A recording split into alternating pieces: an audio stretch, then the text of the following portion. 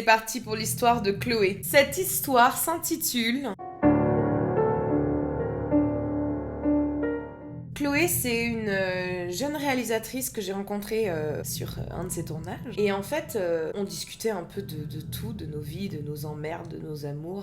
Et en gros, elle m'a raconté cette histoire. Et sur le moment, c'est vrai qu'elle se rendait pas compte à quel point c'était flippant. Et donc, je suis fière de pouvoir raconter son histoire dans cette vidéo. Et j'espère que ça lui rendra honneur. Et surtout, n'oubliez pas de bien verrouiller vos portes. Je crois que c'est Victoria Charlton qui dit ça. N'oubliez pas de bien barrer vos portes. Là, ça va prendre son sens. Chloé, un matin, elle est chez elle, tranquille. Alors, faut savoir que c'est un appartement qui est au rez-de-chaussée, qui donne sur la cour. Et elle a un gardien assez chelou. Et ce gardien, il fait des trucs très bizarres comme regarder à travers ta fenêtre ce que tu fais.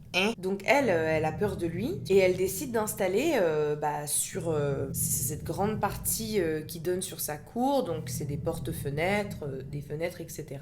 Du papier qui floute. Donc elle le met bien correctement et tout. Voilà, il y a juste la petite embrasure entre la porte et la fenêtre. Mais sinon, c'est flouté, on voit juste les silhouettes et même si t'es à poil, et ben les gens le savent pas. On va dire que près de ces porte-fenêtres, il y a un sorte de côté, pas difficile d'accès, mais si t'y es, c'est vraiment que t'as l'intention de rentrer chez elle. Elle a l'habitude de voir des passages, mais pas non plus des gens qui peuvent se coller. Sauf ce gardien. Mais bon, voilà, le gardien pour le moment, on le met de côté. Oui, parce que c'est pas fini. Elle décide donc un matin d'aller s'acheter des mini croissants, tout ça, quoi, pour bien profiter. Ensuite, elle retourne chez elle et elle veut se faire toute la journée un Netflix and chill Desperate Housewives. Le vrai Netflix and chill, hein, pas celui depuis quelques années qu'on utilise comme excuse pour...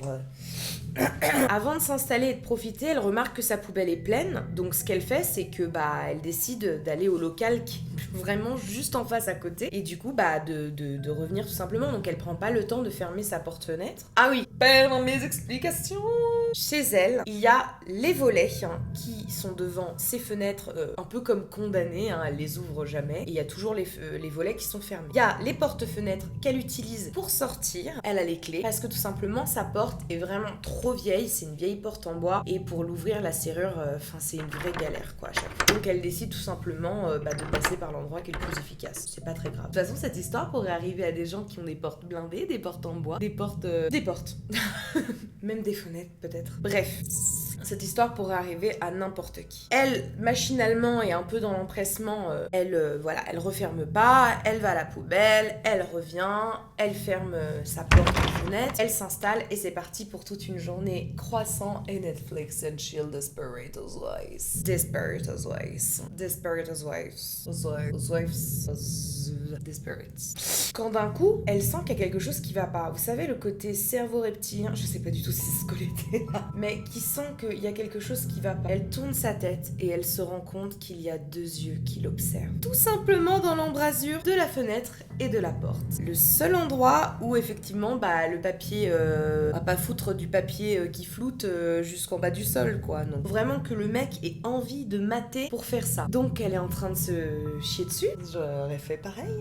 Et elle décide de se cacher. Et elle me dit, je sais pas pourquoi je me suis cachée. Meuf, il y a des yeux qui t'observent. Elle se cache et elle décide d'appeler son petit copain parce qu'elle veut pas être seule dans ce moment-là si jamais il lui arrive quelque chose. Et tu sais Chloé, personne ne voudrait être seule dans ces moments-là. Personne. Donc t'as bien fait de l'appeler. Elle se cache et puis elle se rend compte de quelque chose. Où sont ses clés? Et là elle se rend compte de toute la précipitation de tout à l'heure et de la confiance parce qu'en fait elle est chez elle. Et elle se dit mais mes clés, elles sont à l'extérieur. Mais pourquoi? Avant de penser à l'oubli, elle se dit sans doute mais peut-être que en fait quand je suis allée à la boulangerie tout à l'heure, il y a quelqu'un qui les a vus, qui me les a ramenés et qui est en train de les mettre et c'est pour ça qu'il rentre. Mais non, pourquoi? Non. Et c'est pas ça le plus flippant. C'est qu'elle voit la main de cet homme, parce que oui, il ressemble à une silhouette d'un homme menaçant, qui essaye de rentrer chez elle et il porte un gant. Elle est super flippée, toujours au téléphone avec son petit copain et elle sait pas vraiment quoi faire. Ce qui est incroyable, c'est que Chloé fait aussi partie des Avengers. Chloé prend son courage à deux mains et elle décide d'ouvrir la porte, comme pour faire face à son ennemi. Y'a quoi? Au moment où elle l'ouvre, parce qu'elle voyait le bras, mais en plus d'une lenteur s'approcher, ce gant, cette silhouette sans voir les détails, juste l'ombre à travers le mur, à travers ce truc flouté. Elle le voyait et elle décide de le confronter. Elle le fait fuir, mais elle réalise qu'ils ne sont pas un, mais bien deux.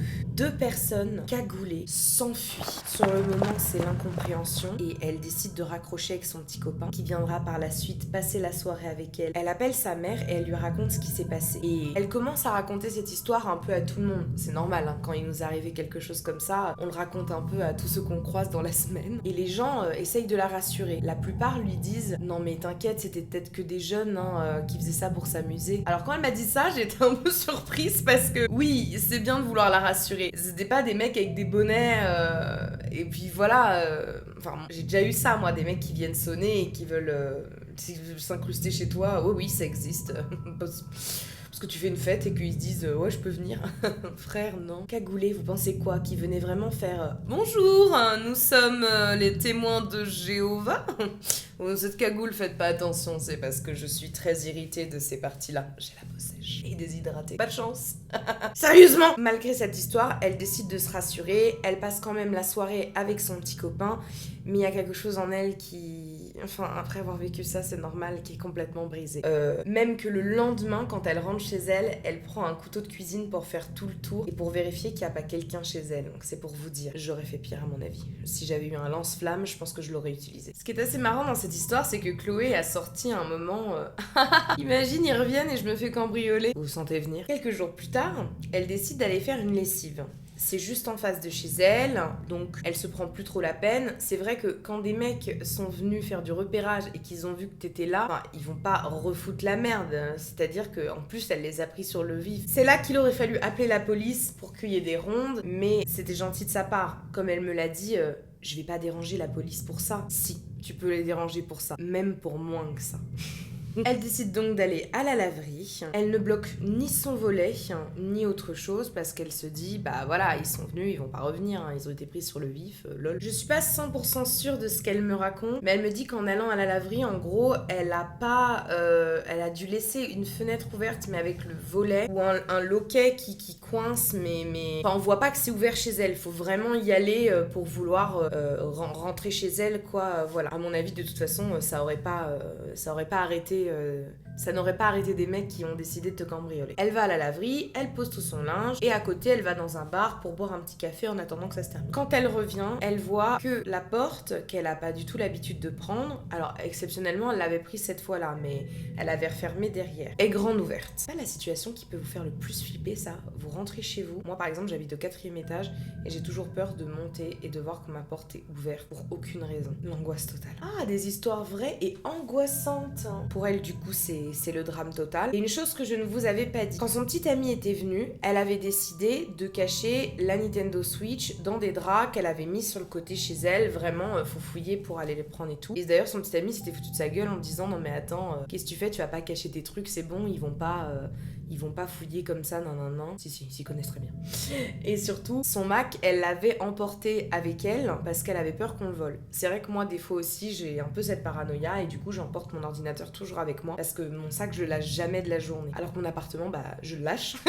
Donc forcément, elle rentre et elle voit que c'est ouvert et surtout que les couvertures ont été totalement défaites. La Nintendo Switch a été volée. Son Mac qu'elle avait laissé, bah, du coup, sur son canapé-lit, normal, elle venait de se détendre, elle était chez elle, elle travaillait, regardait des séries, a été pris aussi. Et pour elle, c'est l'effondrement.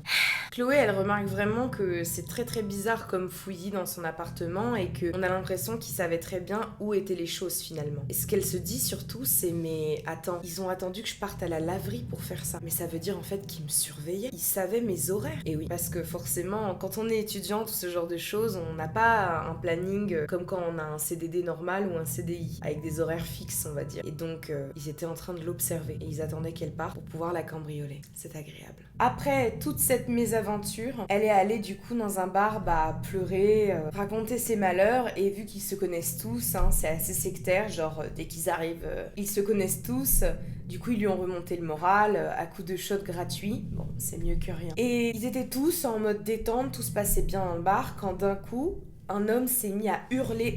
Il est arrivé dans le bar, il avait un peu un look de fragile. Elle me dit de victime, mais vous allez comprendre après pourquoi. Et il était en sueur avec ses lunettes où il y avait de la buée et il était en mode il y a un mec qui est en train de me suivre, il avait un couteau, je sais pas ce qu'il me veut, il me suit, etc. Et donc le deuxième homme rentre puisque effectivement il l'a suivi dans le bar et on comprend que c'est en fait le gardien d'un autre immeuble. Et il raconte que il trouvait ce mec hyper chelou et il était avec un autre gars justement. Et il les a poursuivis. Et l'autre gars s'est barré, mais lui, il l'a poursuivi jusque dans le bar. Et Chloé, elle s'est dit, mais attends, c'est ouf que ça arrive le soir même. Si ça se trouve, c'est le même mec, en fait. Mais sur le moment, comme je vous ai dit, elle s'est dit, mais c'est pas possible qu'un physique aussi chétif et il a l'air tout paniqué. Ne faut jamais juger physiquement. Je trouve pas de phrase. L'habit ne fait pas le moine. Et du coup, elle était vraiment dans son coin parce qu'elle était toujours choquée de tout ce qui lui était arrivé et elle observait de loin et elle était en mode mais c'est pas possible quoi que ça arrive aussi. Faut savoir aussi que ce gardien était un peu foufou parce qu'il les a quand même poursuivis du coup avec un couteau. Faut pas déconner. Et en fait, il laissait entendre que c'était 2 cambrioleurs. Sauf que le gars a expliqué qu'il était plombier et qu'en fait, il était là pour une intervention. Donc le mec du bar a demandé tout simplement sa carte de visite. Il lui a donné son numéro de téléphone. Le barman a vérifié en prenant le numéro de téléphone et par la suite l'a donné à Chloé. Au moment où Chloé aille porter plainte, elle puisse donner le numéro, on ne sait jamais, à la police. Mais malheureusement, sa plainte n'a rien donné. Ils n'ont jamais retrouvé les mecs, ou en tout cas, elle n'a pas été mise directement au courant. Verrouillez bien vos portes, restez prudents. Je vais citer tous les youtubeurs que je kiffe. Non mais voilà. Du coup, faites bien attention en verrouillant bien vos portes. J'ai décidé de vous raconter une histoire vraie mais effroyable. Donc pour ceux qui sont très fragiles, n'allez pas jusqu'au bout de la vidéo. Allez dans ma barre de description si vous voulez me raconter via vous ou un proche une histoire vraie et flippante. Je serai ravie de pouvoir vous raconter. On échangera par email de toute façon avant que quoi que ce soit ne sorte. Et maintenant, je vais passer à une histoire vraie et effrayante, voire terrifiante. Cette histoire s'intitule... Là, je vais être très calme parce que c'est tout simplement atroce ce qui est arrivé et c'est pour dénoncer malheureusement un féminicide. Je sais que ça peut être très mal amené comme sujet et vite saoulé et gavé, mais vous allez voir que ça mérite aussi qu'on en parle. Il faut savoir utiliser les bons mots et il faut savoir parler de ce genre d'histoire. Une amie qui travaille dans la police, disons-le, je tairai son nom et son emploi, m'a raconté ce fait divers qui est arrivé récemment. Cette femme que je vais appeler Marie avait un compagnon très violent, ex-compagnon, qu'il avait menacé à plusieurs reprises. J'ai pas le souvenir qu'elle m'ait dit qu'il la frappait, mais il était violent dans ses propos. Et il avait déjà sorti le fameux « un jour je te tuerai ». Cette histoire est récente et vraie. À un moment, elle a entendu des sortes de bruits de pas, comme une présence... collé à sa porte. Il y a des appartements, le mien c'est comme ça, où j'entends tout ce qui se passe sur le palier. Et elle a été regardée à travers le judas de sa porte et elle s'est rendue compte que c'était son ex-mari qui était là, planté là. Alors elle a appelé la police, elle lui a dit qu'elle avait porté déjà plainte contre lui, qu'il était violent et qu'elle avait peur et qu'elle voudrait que quelqu'un vienne. Sur le moment, la police n'a malheureusement pas pris au sérieux sa plainte et n'est pas intervenue tout de suite. Quand ils sont enfin intervenus chez elle, quelques heures plus tard, ils ont découvert son corps. Elle avait été égorgée. Voilà ce qui s'est passé. Quand elle a raccroché après les policiers, quelques temps après, il y a eu une coupure d'électricité. Elle n'a fait aucun lien avec la présence de son ex-mari à l'extérieur. Elle a ouvert la porte, il faisait noir, et elle a cherché à atteindre les interrupteurs. Son mari lui est tombé dessus et l'a égorgé. C'était lui qui avait coupé l'électricité. Il a été arrêté depuis et jugé. Faites bien attention. Quand vous avez un instinct comme ça, quand vous avez peur, quand vous savez que quelque chose va vous arriver, ne pensez pas que vous allez déranger la police. Ne pensez pas que vous allez déranger qui que ce soit. Appelez quelqu'un pour venir vous aider. Un ami, un voisin, une voisine, une amie, ce que vous voulez, un membre de votre famille. Et surtout, gardez votre porte bien fermée. Électricité coupée ou non. Si vous est arrivé quelque chose juste avant d'étrange, ne faites rien. N'intervenez pas seul. J'espère que toutes ces histoires vous auront plu. En tout cas, faites bien attention à vous, mes petits croque-mitaines. Je vous souhaite une très bonne soirée et je vous dis à très vite.